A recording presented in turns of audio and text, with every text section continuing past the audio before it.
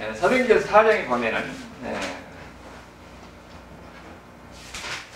내가 정교인이냐 참된 성도냐 하는 그 이야기가 여기에서 우리가 보게 된 거예요. 그래서 내가 정교인인가 참된 성도인가 이 말씀을 통해서 여러분 우리가 잘 한번 생각해 봐야 될 필요가 있는 겁니다. 지금 예수님 지금 사도들이 베드로와 요한이 복음을 전하는데 어떤 일이 일어났습니까? 성전 앞에서 안진뱅이가 있는데 기도하니까 그 안진뱅이가 일어나는 역사가 일어나는 거예요. 그러니까 사람들이 다 놀라잖아요. 안진뱅이가 거의 40년 동안 성전 앞에서 안진뱅이가 구걸하고 있었는데 이 사람이 일어나는 기적을 보고 사람들이 놀라지 않을 수가 없지요. 그러니까 수많은 사람들이 웅성웅성하는 겁니다. 어떻게 이런 일이 일어나느냐. 그래서 거기 있는 솔로몬 홍각에 수많은 사람들이 모이는 거예요. 그럴 때에 베드로와 요한이 그들에게 이야기하는 거예요. 사람들아, 이 사람이 이렇게 기적이 일어나는 것은 우리가 무슨 능력이 있고 우리가 무슨 힘이 있어서 이 사람이 일어나는 것이 아니다. 예수의 이름으로 이 사람에게 이런 역사가 일어나는 것이다 이야기하는 거예요. 그리고 그 예수님이 누구냐? 너희가 바로 십자가에 못 박혀서 죽였는데 하나님의 일을 다시 살리셨다. 그 부활하신 예수님의 이름으로 이런 기적이 일어나고 이런 역사가 일어나는 것이다 하고 그들에게 예수님에 대해서 이야기하는 거예요. 그러니까는 어떻게 되니까 거기 있는 5,000명에는 거기 성경에 보면 남자만 5,000명이 믿었다고 그러잖아요. 그러면 얼마나 믿었겠어요? 수많은 사람들이 거기서 회개하고 예수님을 믿었다는 것을. 초대교회 바로 이렇게 베드로와 요한이 이 기적을 놓고 설교를 하니까 많은 사람들이 마음의 심령의 변화가 일어나고 그들이 예수님을 받아들였다는 거예요. 거기에서 수많은 사람들이 이렇게 예수님을 지금까지 예수님을 믿는데 거기에 또 어떤 사람이 있습니까? 여기에 오히려 이러한 역사가 일어나고 그 예수님에 대해서 증거하니까 예수님에 대해서 방해하고 안 믿는 것은커녕 오히려 예수님에 대해서 방해하는, 예수님 이름으로 이렇게 증거하는 것을 방해하는 사람이 있어요. 그 사람이 누군가 봤더니 여기 보니까 어떻게 나오니까 1절에 제사장과 성전 맡은 자는 아마 성전의 이 경비로 비슷한 사람인 것 같아요. 사두개인들이 이 사람들이 뭐라고 그래요? 예수 안에서 죽은 자의 부활이 있다고 백성을 가르치는 전함을 싫어한다고 그랬잖아요. 오히려 그들을 잡았다가 가두고 이튿날까지 가두는 겁니다. 그러면서 복음을 전하지 마라. 예수님께서 이런 이야기 하지 마라. 이렇게 이야기하고 있는 겁니다. 그들은 지금 앞에서 놀라운 기적이 일어났잖아요. 그리고 베드로와 요한이 뭐라고 그럽니까? 우리가 한 것이 아니고 예수님이 이렇게 한 것이다. 예수님의 이름으로 이런 기적이 일어나는 것이다. 하니까 오히려 뭐라고 합니까? 예수의 이름으로 이런 기적이 일어났다는 것을 말하지 말라는 거예요. 전하지 말라고 오히려 거기 가두고 그들에게 신문하면서 이런 일 하지 말라는 겁니다. 그러면은 여기에 지금 제사장이라든지 성전 맡은다든지 아니면 사두개인이라든지 이 사람들이 누구냐는 거예요. 이 사람들은 누구보다도 하나님을 가까이 한 사람이야. 그리고 백성들에게 하나님을 가까이 한다고 존경을 받는 사람들이에요. 하나님을 가까이 하고 하나님의 존경을 받는 사람들이 하나님의 역사가 나타나는 것을 보고 오히려 일을 못하게 하는 겁니다. 지금 이런 일이 일어나는 거예요. 이걸 보고 뭐라고 하냐면 종교인이라고 그러는 겁니다. 하나님의 기적이 나타났어도 불구하고 그것을 인정하지 않으려고 그러는 거예요. 그러니까 이 사람들을 보니까 진짜 이 사람들이 하나님을 믿는 사람인가 의심스럽잖아요. 그래서 종교인이라는 게 뭐냐면 일반적으로 종교 일을 하는 사람들이에요.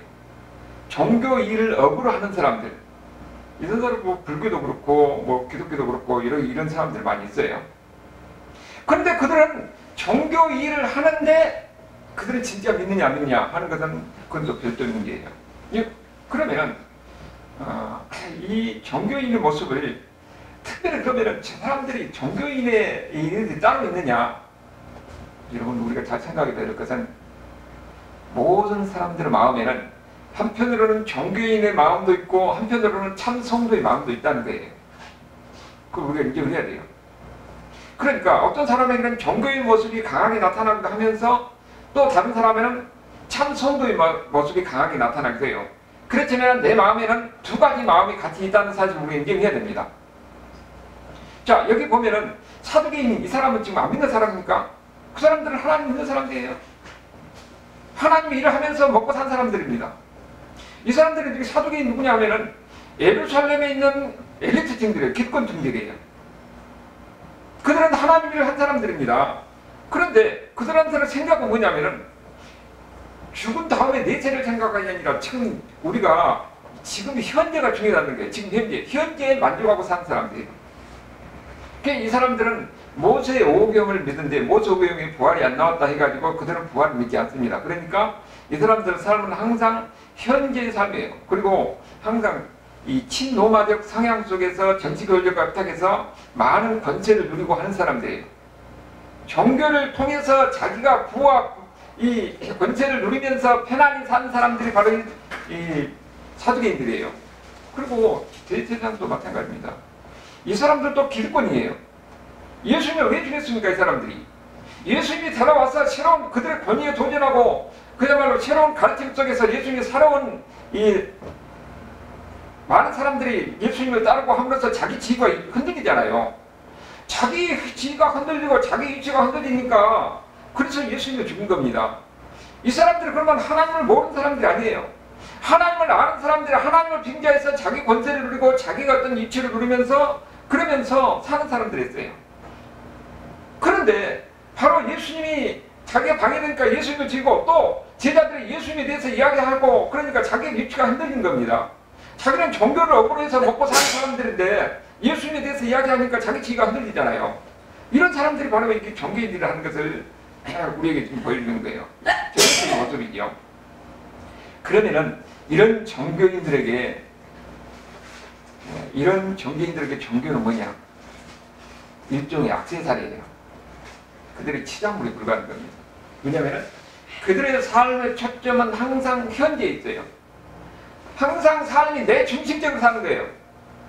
자기 중심적인 삶입니다. 그리고 항상 자기 만족을 위해서 살아요. 근데 한 가지 이 사람들은 자기가 죄인 것을 압니다. 자기가 죄인 것을 알기 때문에 항상 이 죄 문제를 해결해야 되겠어요.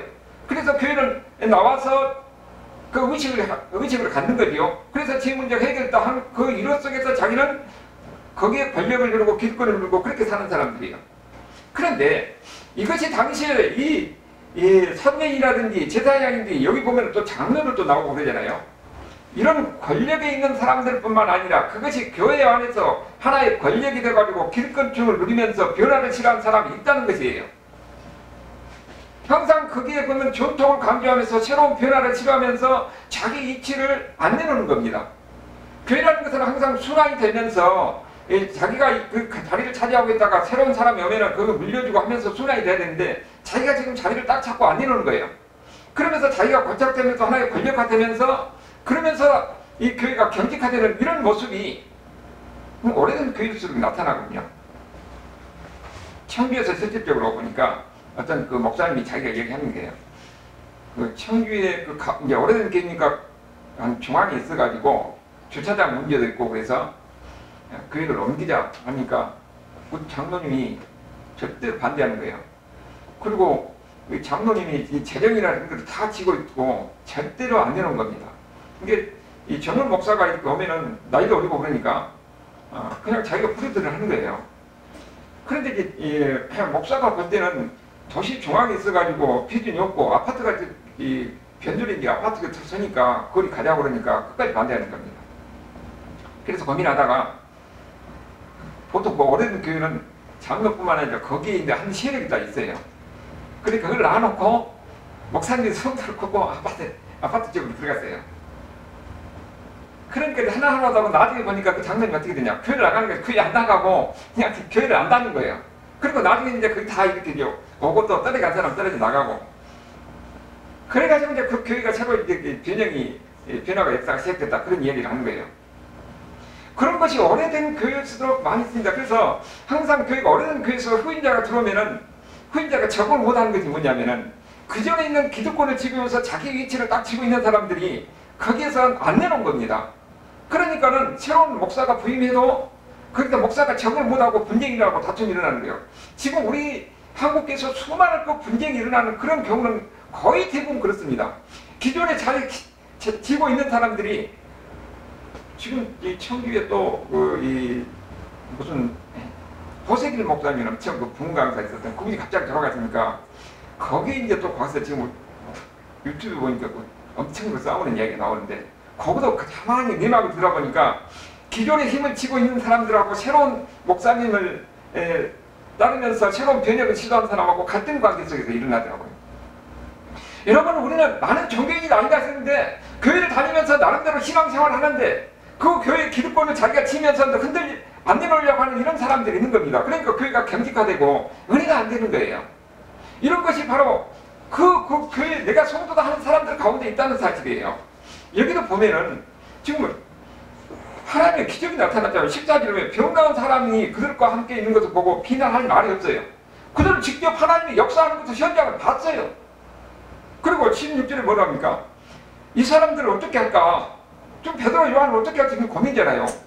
베드로 요한을 통해서 예수님을 증거하니까 예수님의 이름으로 이런 기적이 나타나고 하니까 자기들이 뭐라 그래요? 이 표적이 나타난 것을 예루살렘의 모든 사람들에게 알려줬고 우리도 부인할 수 없다. 자기들도 부인할 수 없는 거예요. 그렇게 어떻게 하느냐? 이것이 민간에 더 퍼지지 못하게 그들을 위협한 후에 이 이름으로 아무에게도 말하지 말라. 복음이 전해지 못하도록 이 사람은 방해하고 있는 거예요. 이 사람들이 하나님을 모르는 사람이 아니에요. 백성들에게는 하나님을 누구보다도 잘 섬기고 하나님 일을 한다고 존경을 받는 사람들인데 하나님의 이름으로 하나님의 역사가 나타난 것을 그들은 어떻습니까? 인정하지 않으려고 그래요. 오히려 자기가 유치해간 거예요. 위협하는 거예요. 베드로와 요한이 여기 자기들이 인정하지 않는 사람들이 가서 예수님 이름으로 하나님의 능력이 하나님의 역사가 나타나니까 자기가 지금 위치가 불안한 거지요. 이런 일이 인간이 사는 인간의 간악함, 인간의 부패함 속에서 항상 나오는 겁니다.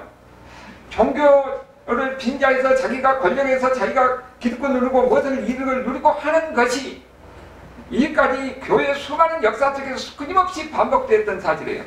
이런 종교인의 모습이 여기에 지금 나타나고 있는 거예요. 그럼 왜 이런 사람들이 나름대로 하나님을 안다고 하고 하나님을 섬긴다고 하나님을 일을 한다고 하는 사람들에게 이런 현상이 나타나느냐? 그들에게는 특징이 있는 겁니다. 중요한 것은 예수님과 개인적 만남이 없으면 이런 종교인화 될 수가 있는 겁니다. 신앙은요, 예수님과 개인적 만남이 있어야 돼요. 개인적 만남. 지금 예수님과 교제함으로 인해서 오는 영적 충만함이 있어야 돼요. 베드로와 요한은 어떻게 됩니까? 그들은 성령이 그들에게 임해서 성령의 역사를 체험했잖아요. 성령 충만함을 체험하니까 그들은 담대하게 복음을 전하는 겁니다. 예수님의 이름으로 그렇게 기도했더니 이런 역사가 일어난 거예요. 그런데 예수님의 이런 하나님과 이런 개인적 만남, 인격적인 만남이 없으면 신앙이 형식화됩니다. 마음에 뜨거움이 없어요. 은혜가 없습니다. 그러면 그게 무슨 능력이 있겠어요? 그런 능력이 없으면 항상 교회나 어떤 종교를 빙자해서 권력을 누리면서 그것을 누리려고 하는 것이지 하나님의 역사, 하나님의 은혜 안에서 충만한 가운데 하나님에서 헌신하겠다는 이런 것이 없는 거예요. 그러니까 이런 권력화돼가지고 오히려 하나님의 이름이, 하나님의 능력이 예수님을 통한 이런 역사가 나타나는 것을 방해하고 인정 안 하려고 그러잖아요. 오늘날도 마찬가지입니다. 하나님의 역사가 일어나면 시기하고 질투한 사람이 많아요. 그러니까 초대교 당시에 순복음계를 이런 나타나고 막 기적이 나타나고 방언하고 할 때에 이걸 이단이 시했었거든요. 근데 지금은 또 그걸 받아들여요. 이런 것은 하나님의 체험, 개인적인 능력, 개인적인 인격적인 만남을 통해서 하나님의 은혜를 체험하면은 그 심령 속에 뭐가 있다고요? 마음에 뜨거움이 있고 충만함이 있는 겁니다. 이런 뜨거움이 있고 충만함이 있을 때에 거기에서 하나님의 능력을 경험하는 겁니다. 하나님의 능력이 없으면은 이런 정교인화되는 이런 현상이 나타나는 거예요. 그러니까 여기서 우리가 보면은 이 기적이 안진뱅이가 일어난 이런 기적을 보고 누가 제일 감격하고 누가 제일 놀랐겠어요? 베드로 자신이 아닐 거예요. 하나님이 나를 통해서 이 기적이 일어나는 겁니다. 내가 예수님의 이름을 믿어서 기도를 했더니 기적이 일어나는 거예요. 40년 동안 앉아서 일어나지도 못했던 이 안전뱅이가 일어나는 기적이 일어나는 겁니다. 그런데 베드로가 얼마나 감격했습니까? 하나님이 나를 사용했구나. 여러분도 마찬가지예요. 여러분이 은혜가 충만한 가운데서 여러분이 기도했더니 병자가 낫고 이런 사람의 상식기를 뛰어넘는 이런 초단적인 역사가 나타나면 놀라겠어 안 되겠어요? 그때가 되면은 이제는 우리가 완전히 사람이 달라진 겁니다. 다른 것이 아니고 내가 능력 있는 건 아니잖아요. 하나님이 나를 사용했구나. 나를 통해서 내가 이 기도했더니 하나님께서 이런 역사가 일어나구나. 그러면은 은혜가 충만해진 겁니다. 그러니까 은혜가 충만한 사람들은 자기 기득권, 자기를 내세우려고 하잖아요. 자기 중심적인 삶이 되지 않습니다. 전적으로 하나님의 살아계심을 경험하면서 하나님께 순종하고 절대적으로 하나님께 복종한 거예요. 우리가 전도할 때요. 전도할 때도 마찬가지입니다. 내가 전도했더니 그 사람이 예수를 믿고 완전히 다른 사람이 되는 거예요. 사람이 변하지 않습니다. 오직 하나님의 은혜만이 그 사람을 변하게 할 수가 있어요. 이전에 그렇게 강팍했던 사람이 예수 믿고 나서 그 심령이 변해서도 온전해진 것은 우리가 얼마든지 경험할 수가 있는데 그게 대체 어딘가면 교도소 같은 데서 그래요. 감옥에 갇혀있는 사람이. 그런데 그럴 때 되면은 복음을 전할 때에 그때 예수 믿는 사람이 많이 있습니다. 진짜 예수를 믿는 사람은 이제는 완전히 이 세상이 아니라 하나님을 알고 하나님을 두려워하면 인생이 달라진 겁니다. 생각이 달라지고 삶이 달라진 거예요. 그것을 보고 전도한 사람이 기쁨이 있는 겁니다. 여러분이 사랑하는 사람들의 이웃들에게 복음을 전할 때 그 사람이 예수 믿고 변화되는 모습을 보면은 내가 놀라운 거예요. 내가 은혜를 받는 겁니다. 그럴 때 기쁨이 있는데 종교인은 그런 거 안 해요. 종교인은 그냥 형식적으로 신앙생활 하는 것이지 인격적으로 주님과 만남이 없기 때문에 은혜도 모르고 그 다음에 기쁨도 모르는 거예요. 근데 이런 사람들에게는 신앙생활 하면서 기쁨도 은혜도 이런 거 없는 거예요. 이게 바로 종교인의 모습이에요.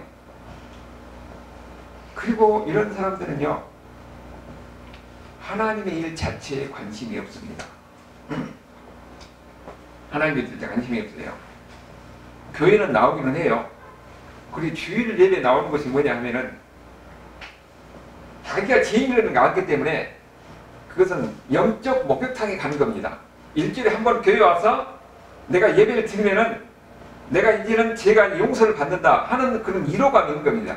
그러니까 일주일에 한 번 와서 목욕탕에 목욕 딱 하고 그 다음에 가서는 그 다음에 내 마음껏 사는 것이에요. 이런 것이 바로 종교인의 모습이에요. 그런데 이것이 남의 이야기가 아니라 우리 가운데 수없이 많은 사람들이 이렇게 생활하고 있다는 것이 현실입니다. 여러분, 하나님의 일이라는 것은요, 무엇인가 내가 희생하고 헌신하고 이제 먼저는 내가 누군가를 먼저 알아야 되잖아요. 내가 죄인이라는 것은 교회 나온 사람은 누구나 다 알기 때문에 교회 나온 거예요. 그런데 이 하나님과 인격적인 만남을 통해서 나 같은 죄인을 하나님께서 예수 그리스도를 통해서 살려주셨다 하는 여기에 대한 기쁨이 있고 감격이 있을 때는 우리는 주님을 위해서 내가 무엇을 할 것인가 희생하고 헌신하게 되어 있어요. 은혜는 헌신을 통해서 경험하게 되는 겁니다. 내가 전도하는 것, 봉사하는 것, 희생하는 것, 무엇인가 내가 주님을 위해서 희생하고 헌신하고 봉사하고 노력을 할 때에 그 가운데서 하나님의 은혜, 하나님의 위로, 하나님의 사랑을 체험하는 겁니다. 하나님을 체험하고 하나님을 경험한 사람들 그 다음에는 무서움도 없이 담대해지는 거예요. 그래서 우리 신앙이 성장하는 겁니다.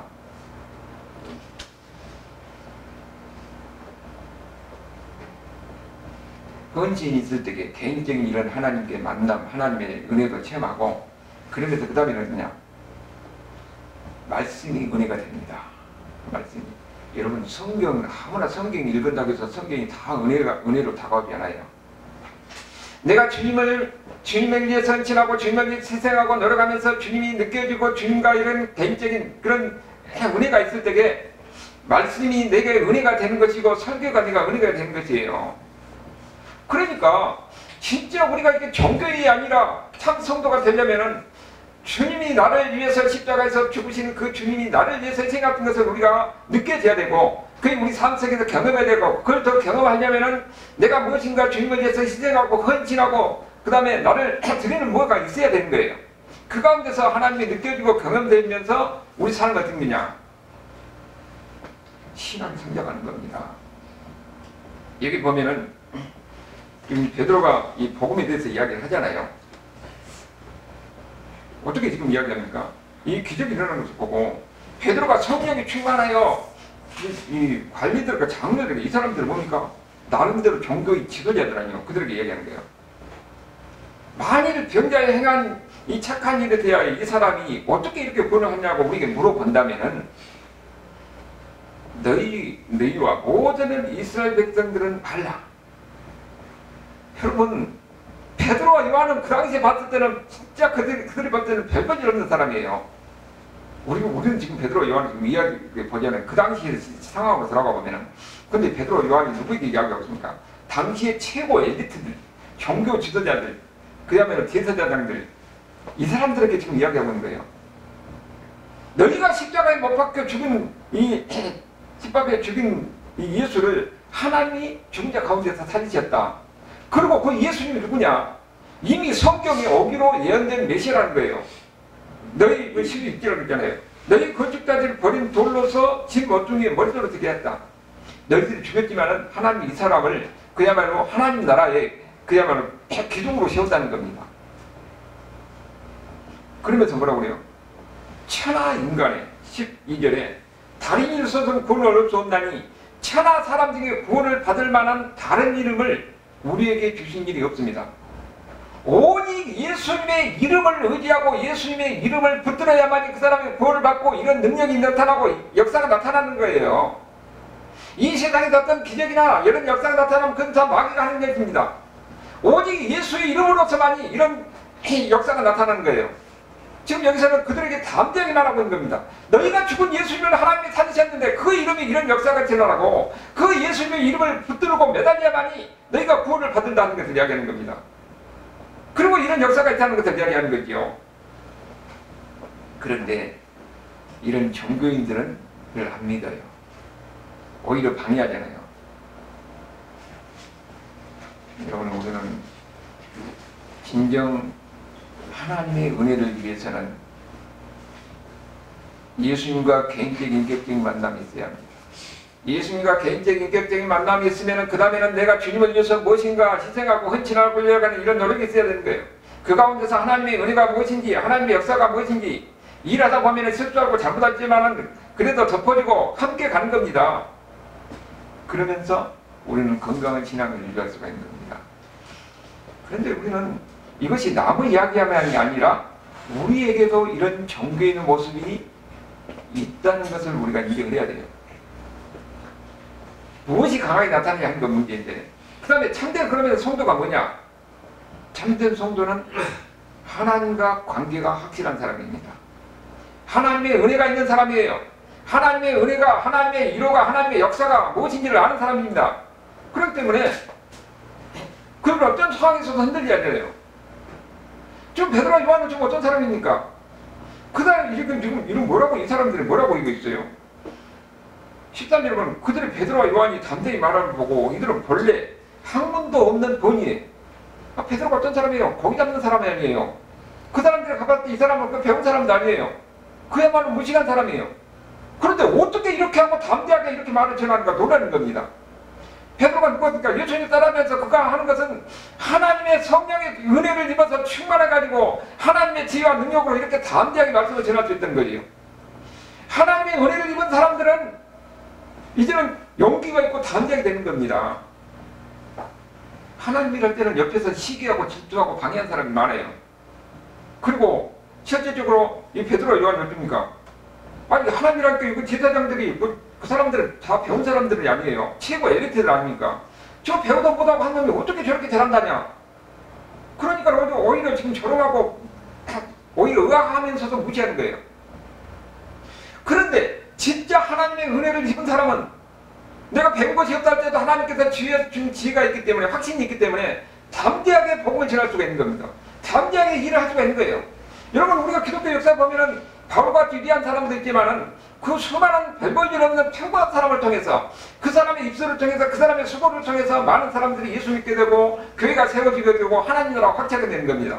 하나님은 특별한 사람만 찾는 것 아니에요. 하나님의 은혜를 입은 별볼일 없는 한 사람 한 사람을 택하셔서 그 사람을 통해서 한 사람이 예수 믿게 되고 한 가정이 변화되고 그러면서 세상이 변하는 겁니다. 그래서 이렇게 은혜를 입은 사람들은 두려워하지 않습니다. 내가 무엇을 알지는 모르지만은 하나님의 은혜에 사로잡히게 되면 사람이 담대하게 되고 용기가 있게 되는 거예요. 그것이 바로 기독교의 역사고, 오늘도 우리가 얼마나 하나님과 내가 인격적인 이런 관계 속에서 은혜가 있고 은혜가 충만하냐에 따라서 삶이 달라진 겁니다. 베드로가 이렇게 이야기하는 것을 뭐라고 얘기했습니까? 베드로가 성령이 충만해서 이야기한다고 그러잖아요. 8절에 보면 이에 베드로가 성령이 충만하여 이르되 백성의 관리니까 장로들아, 이렇게 당당하게 얘기하는 겁니다. 우리도 마찬가지입니다. 우리가 예수를 믿고 하나님의 은혜가 있으면은, 성령의 충만함이 있으면은, 하나님의 지혜가, 하나님의 능력에 힘입하셔서 우리도 담대하게 예수 믿어서 이야기하고 있고, 어떤 상황, 어떤 밖에 상황에서 두려워하지 않는 겁니다. 기독교 역사를 통해서 그런 은혜가 충만한 사람들은 외적인 밖에서도, 심지어는 목숨이 이태로운 상황에서 그들은 차별하지 않는 겁니다. 내가 이 땅에서 살으면 내가 죽으면 천국이다, 이런 확신이 있기 때문에 그들은 죽음을 들어가지 않고 당당히 예수님에 대해 이야기하고 예수님 말씀대로 살려고 하는 겁니다. 그런 확신 있는 사람들이에요. 참된 종들은 죽음 앞에서도 뭐 좌절하지 않고 낙심하지 않는 겁니다. 죽음의 위협 속에서도 결코 굴하지 않는 사람들이에요. 이런 사람들은 세상의 어떤 상황 속에서도 일어섭니다. 환경을 극복하고 일어서는 거예요. 환경에 절망하거나 좌절하지 않습니다. 지금 은혜가 있는 사람들을 보면은 다 어떻게 됩니까? 복음이 들어가면요, 대부분 보면은 가난하고 병들고 그야말로 희망이 없는 곳에 복음이 들어가면은 사람이 변하고 나중에 보면은 환경이 변합니다. 우리나라 선교사들이 처음에 왔을 때 보니까는 이 하나님, 이 아무런 그 무지한 이 백성들에게 무슨 희망이 있겠습니까 했어요. 그런데 나중에 100년이 지나고 200년이 지나니까 전 세계에서 유례없는 기적의 역사가 일어났잖아요. 여러분 보면은 복음이 희망 없는 가정에, 그야말로 병들고 가난하고 어려운 가정에 복음이 들어가면 그 복음이 나중에 그 사람들을 완전히 인생을 변화시키고 가정을 변화시키고, 그것이 1대2대 가면은 그 사람들이 사회적으로 다 엘리트가 되죠. 우리나라 역사가 그랬어요. 내가 항상 그 이야기하지만 박사님 목사님 그 저부가 뭐라 그랬어요. 옛날에 그 산업공상해갖고 상인들이 제일 천대받았잖아요. 근데 장사하다가 돌아다니면서 이 복음을 지나가고 그 1대, 2대, 3대 가니까 그 아들이 훌륭한 목사가 되고, 여러분 이것이 우리나라 거의 역사 거의 마찬가지입니다. 그리고 초대교회 당시에는 세 분 다 누가 많이 믿었냐면 상놈들, 백정들, 이 사람들이 많이 믿었어요. 그래서 보통 보면은 우리 조상은 우리는 3대 때 4대 때 하는데, 그때 보면은 3대 때 4대 때가 주로 보면은 백정들 아니면은 상놈들 집안이 많았어요. 근데 실질적으로 어떻게 됐냐?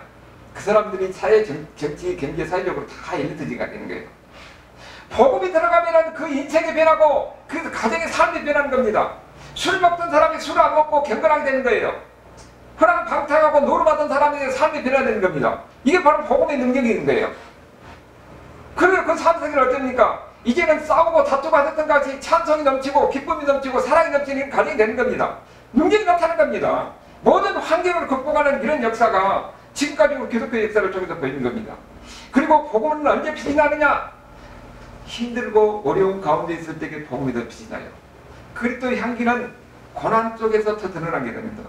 우리가 보면은 예수 믿을 때 잘 됐더라 할 때는 나는 복이 좋아서 잘 됐구나 그랬는데, 어렵고 힘든 가운데서도 하나님의 말씀대로 살려가는 그 삶을 보고 사람이 감동을 받습니다. 힘든 가운데서도 하나님의 말씀대로 행하려고 하는 사람, 힘든 가운데 어려운 가운데서도 하나님의 은혜로운 이 하나님의 말씀 안에서 그 말을 통해서 신앙의 모습이 드러날 때 거기에 감동을 받잖아요. 그래서 그리스도의 향기는 고난 속에서 빛나게 되는 겁니다. 고난 속에서 역사가 나타날 거예요. 그 제품 바울이 뭐라고 그랬습니까? 바울이 능력 중지 안에서 내가 모든 것을 할 수 있다고 그러잖아요.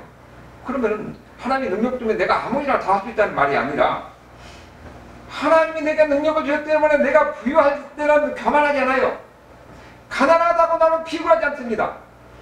하나님께 주신 은혜 안에서 항상 감사하면서 살 수 있는 겁니다. 없으면 없는 대로 감사하는 거예요. 우리는 그것이 이 행복이라는 것이 물질이 많고 적음에 있는 것이 아니에요. 진정으로 하나님을 알고 하나님의 은혜 안에서 하나님께 주는 만족하면서 사는 겁니다. 이런 사람은 가난해도 힘들고 없어도 그 가운데서 찬송하고 감사하면서 살 수 있는 거예요. 이것이 참된 성도의 모습을 바울을 통해서 우리에게 보여주고 있잖아요. 그런데 종교인은 항상 뭐라고 했어요? 항상 내 가족, 이게 중심인데 참된 성도는 하나님의 중심입니다. 하나님의 뜻이 무엇인지, 하나님의 기뻐하시는 것이 이것이 옳은 것인지 그런 것인지 항상 그 안에서 산 사람 되는 거예요. 그래서 주님이 기뻐하시는 거 무엇인가? 그것을 의지하고 사는 사람입니다. 여러분 아까 뭐라고 했습니까? 항상 우리 믿는 사람들 가운데서는 종교인의 모습도 있고 참된 성도의 모습도 있네요. 그런데 종교인의 모습이 더 드러난 사람이 있는가 하면 참된 성도의 더 모습이 드러나는 사람이 있는 거예요. 어떤 성향이 강하냐 하는 거예요. 그렇다면 우리가 한번 점검할 필요가 있는 겁니다. 그러면 나와 하나님의 관계는 어떤가 하는 것도 우리가 생각해 볼 필요가 있는 겁니다. 나와 하나님의 관계가 건강하면은 다른 어떤 것도 문제가 안 됩니다. 내가 힘들고 어려워서 육신의 병들어서도 힘들잖아요. 하나님과 관계가 건강하면 나는 항상 하나님을 바라보고 삽니다. 천국을 사랑하고 하나님 나를 사랑하신다는 확신이 있으면 내가 힘들고 어렵고 그리고 고통스러운 삶을 할지라도 내 마음 심령 속에서는 항상 천국이 있고 소망이 있는 겁니다. 그래서 예수 믿는 사람들은 어디를 가나 어떤 환경에서나 그 마음에 기쁨이 있는 겁니다. 그리고 믿음 때문에 당하는 손해도 얼마든지 감당할 수가 있어요. 그것을 어떻게 할 수가 있습니까? 하나님과 내가 관계가 건강할 때에 그렇게 할 수가 있는 거예요. 우리가 이런 것은 교회 역사를 통해서 수없이 많이 어려웠는데, 전번에 강규수장님 것도 최고 교섭을 봤더니 보니까 이 문중경 전도사가 이야기잖아요. 이 당시에 그 박해 속에서도 섬에서 그 여자들이 교회를 세우기 위해서 벽돌 한 장 날리면서 교회 짓는 걸 보고 남자들 보니까는 여자들이 그렇게 하는 모습을 보고 남자들이 그게 따라가서 이제는 그러고 교회가 세우는 겁니다. 그들은 그 어려운 가운데서 힘든 가운데서 벽돌 한 장 세우고 나르고 하는 그 모습을 보고 감동을 받은 거예요. 어려운 환경 속에서 굴하지 않냐고 무엇인가 내가 주님을 위해서 희생하고 헌신하는 그 모습이 사람들 마음을 움직이는 겁니다. 우리가 주님 때문에 무엇인가 희생하고 헌신할 때는 그것이 다른 사람을 움직일 수가 있는 거예요. 문제는 내가 주님을 위해서 얼마나 희생하고 주님의 중심으로 사느냐 하는 것이 그 중요한 겁니다. 그러면은 무엇이 어떤 환경인지 들어야 하냐고 담대하게 이겨나갈 수가 있는 겁니다. 그리고 내가 주님과 관계가 건강하면요, 무엇이 귀한지 그리고 무엇을 버려야 될지를 아는 거예요. 무엇이 택하고 버려야 될지를 아는 거예요. 여러분, 종교인은 무엇이 귀한지를 모릅니다. 그런데 아까 뭐라고 했어요? 건강한 신앙생활을 하는 사람도 종교인 모습이 있고 참된 성도의 모습이 있다고 그랬잖아요. 그럼 믿음의 조상이라고 하는 아브라함도 보면은 한때 종교인의 모습을 보이고 있습니다. 어떻게 보이냐 하면은 아브라함이 어떻게 됩니까? 하나님이 가나안 땅을 떠나지 말라고 그러는데 하나님 말 안 듣고 자기가 지금 이 가뭄이 들고 먹고 살기 힘드니까 애굽으로 가는 거예요. 애굽으로 가는데 어떻게 됐습니까? 양식을 구하러 가잖아요. 물질을 구하러 갔는데 실제로 거기 가서 물질은 얻습니다. 근데 자기 가장 소중한 아내를 뺏기잖아요. 바로에게. 물질은 얻었지만 진짜 인생의 동반될 때는 가장 소중한 것을 잃는 이런 모습이 종교인의 모습이 아브라함에게도 나타난 거예요. 우리가 세상에서 보면은 세상 사람들은 뭡니까? 자기가 세상 사람의 어떤 물질적인 풍요를 얻고 세상 속에서 많은 것을 누리고 권력을 누리지만은 진짜 소중한 예수를 믿고 천국 간다는 것을 잃어버린 사람들이 얼마나 많습니까? 우리에게는 그런다 예수님에서 참된 성도는 진짜 인생에서 진짜 중요한 것이 무엇인지를 아는 사람들이에요. 우리가 많은 것을 누리고 많은 것을 가지고 있지만 진짜 중요한 것은 하나님과 관계 속에서 우리가 예수 믿고 천국 가는 것이 진짜 중요한 것을 아는 겁니다. 그렇기 때문에 참된 성도는 항상 우리 삶의 중심에서 뭐가 있어야 되는 거예요? 예수님이 있어야 되는 겁니다. 하나님의 중심이 돼야 돼요. 이것이 하나님께서 무엇이 기뻐하시는가 아닌가를 생각하면서 우리가 사는 겁니다. 우리는 돈만을 위해서 사는 사람이고 우리가 평안을 위해서 사는 사람이 아니에요. 내가 돈 많고 많은 것을 건강을 누리고 많은 것을 누리고 산다 할지라도 그가 지금 인생이라는 것은 사는 것이 잠시 잠깐인데 죽으면 지옥 가면 그게 무슨 의미가 있겠습니까? 그래서 하나님과 건강하고 바른 관계가 아는 사람은 더 중요한 것은 예수님이라는 겁니다. 그래서 우리가 자녀들에게 뭐를 가르치는 겁니까? 제일 중요한 것은 하나님과 관계가 제일 중요한 것이라는 것을 가르치는 거예요. 그런데 아는 사람들은 하나님과 관계가 바른 사람들은 무엇이 옳은지 무엇이 귀한 것인지를 알기 때문에 그렇게 얘기할 수가 있는 거지. 근데 그걸 모르는 사람들은 눈에 보이는 대로 사는 겁니다. 그들은 마지막은 불행이라는 것을 모르고 사는 거지요.